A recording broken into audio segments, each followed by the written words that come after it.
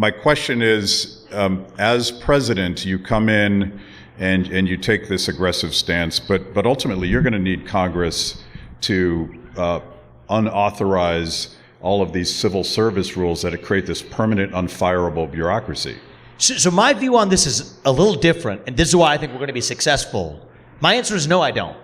And the reason why is, there's existing laws on the books that have been underutilized by U.S. presidents who lacked a spine and hid behind their cowardice claiming that these civil service protections stop them. So let me give you some facts you probably haven't heard before, but I've spent the last 3 years of my life living, eating, breathing this, so allow me to share a little bit of the learnings.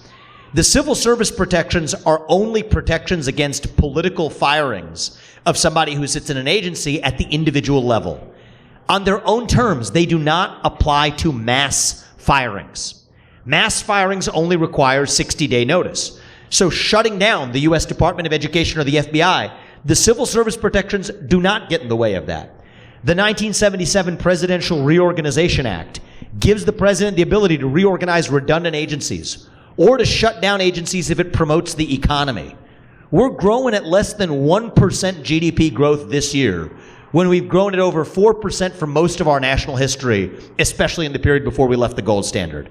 So a big part of what stands in the way is the administrative state. Absolutely, it would promote the economy to save, I just learned from you, the $11 billion a year we spend through the FBI, or the $85 billion a year we spend through the U.S. Department of Education. That's something the U.S. president is already empowered to do. One mistake they make is they send budget requests to Congress that say, hey, we shall spend. Back in the day, it used to say we may spend. The executive used to ask Congress for permission to spend. Now they've gotten lazy. Presidents and the administrative state, presidents take the language given to them by the deep state. The deep state changed the may to shall, so it says you shall spend. So then a president comes in, Reagan to Trump, doesn't matter. They'll say, oh, I want to shut this down. The deep state comes back and says, oh no, you can't do it, because Congress required you to spend it. So all budget requests that go in under my watch go back to asking for permission to say that we may spend it, not that we shall spend it. So I actually think that this is a bit of a myth that we have to go through the congressional sausage-making process. That isn't going to work, because that process is bought by the very people who benefit from the existence of that administrative state, which makes Congress a dead end. But the good news, it starts with the Constitution that we set into motion 250 years ago that said we the people elect the representatives who actually make the laws and run the government, not the unelected federal bureaucracy.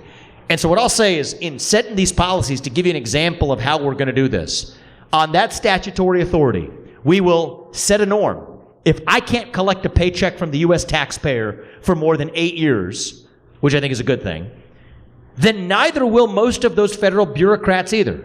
We have an 8-year norm that for most positions, you're out after 8 years, just like the U.S. president. An agency in Washington, D.C., anyone that could be moved to a different area outside of Washington, D.C. across the country will do it. And will make the people move, and many of them won't want to, so that's how you automatically thin out through voluntary terminations. Agencies that shouldn't exist will actually shut them down, not the false promise of reforming it. And I will do that without having to go through Congress, because I have a deep understanding of the Constitution and the laws as they already exist. And I think that's what's going to take. An outsider, but an outsider who understands the Constitution. This is not as hard as we make it out to be.